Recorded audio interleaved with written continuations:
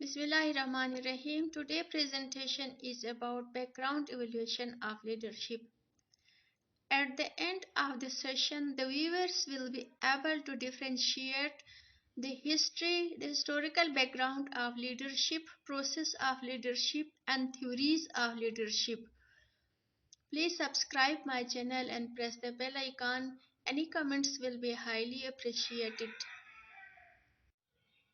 Various types of leaders: military leaders, religious spiritual leaders, business leaders, non-profit leaders, leaders of the militant organizations, community leaders. Change in management theories.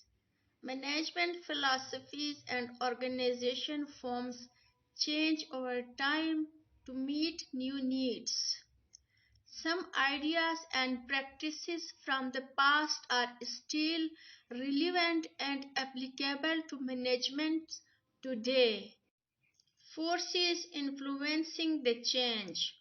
Social forces, values, needs, and standards of behavior. Political force, influence of political and legal institutions on people and organizations.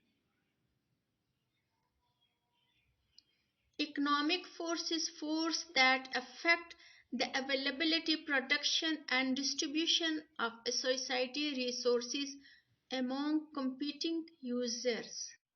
Why study the historical perspective?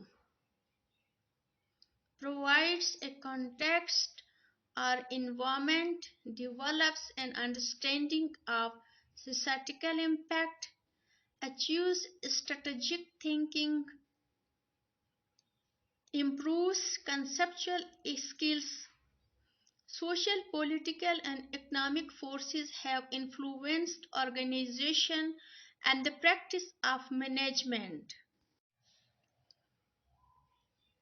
Historical background. History of leadership is probably as long as human history itself.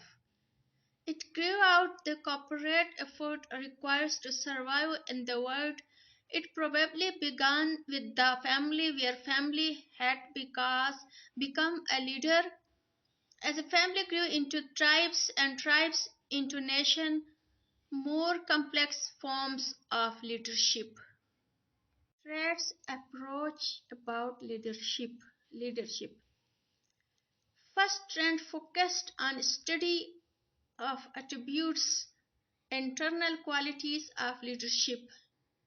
If traits differentiate great leaders can be identified and put into position of leadership.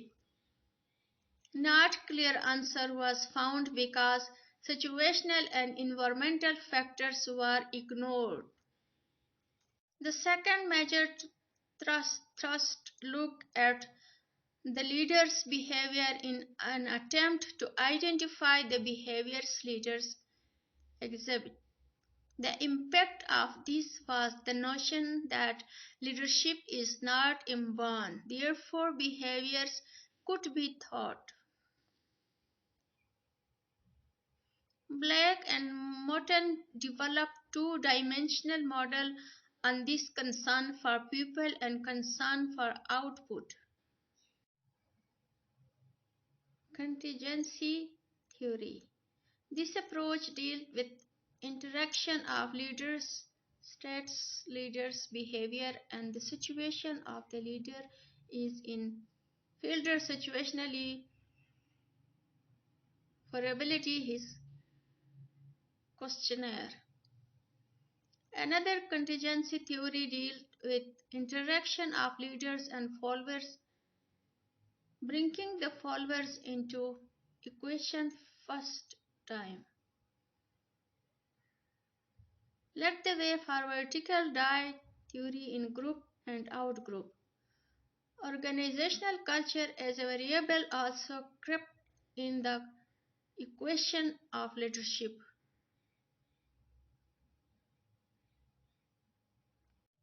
Hierarchy of Needs 1908 to 1970. Self-actualization, esteem, belongingness, safety. Leadership then is not the only the process and activity of the person who is in a leadership position, but also encompasses the environment this leader creates and how this leader responds to the surroundings. However, motivation is not seen as the only element involved in the eliciting certain behaviors from followers or employees. Knowledge and ability certainly play a role as well. Leadership as a process. The most recent theory on leadership that looks at the leadership as a process. Leaders are not seen in a charge of followers but as members of the community of practice. Focus is on studying the social process that happens with the group of people engaged in activity. People don't need to be motivated because they are self-directed and engaged in the activity. Most appropriate to view leadership in organizations that largely consist of work teams. Taylor's when scientific management.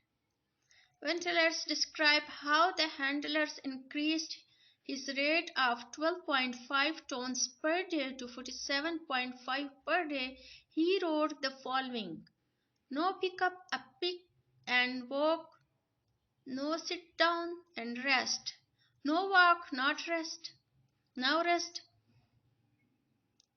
Work when he was told to work, and rested when he was told to rest. And at 5:30 in the afternoon had his 47.5 tons loaded on the cart.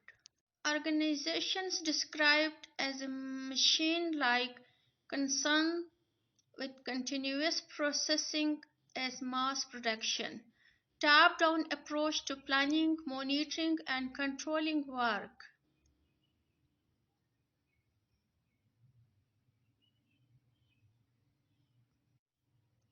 Humanistic theories. Humanistics theories emphasizes social relations and psychological needs at work, depends on collaboration, cooperation, and motivation of employees. Established relationship between job satisfaction, teamwork, and the output of the quality of work done. System theory. Organic model basis on the ideas of Levin's 1951 and the Institute of Human Relation Organization is complete system in itself comprised of subsystems interacting with each other and external environment. Boundaries allows the organization to exchange with its environmental towards a natural resources and priorities are based on the primary task. The role of management is to manage and subsystems boundaries and the interferes with outside world.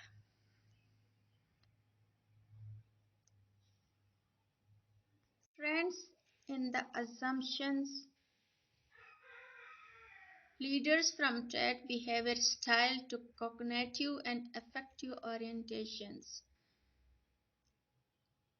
Led from passive receivers to active participants.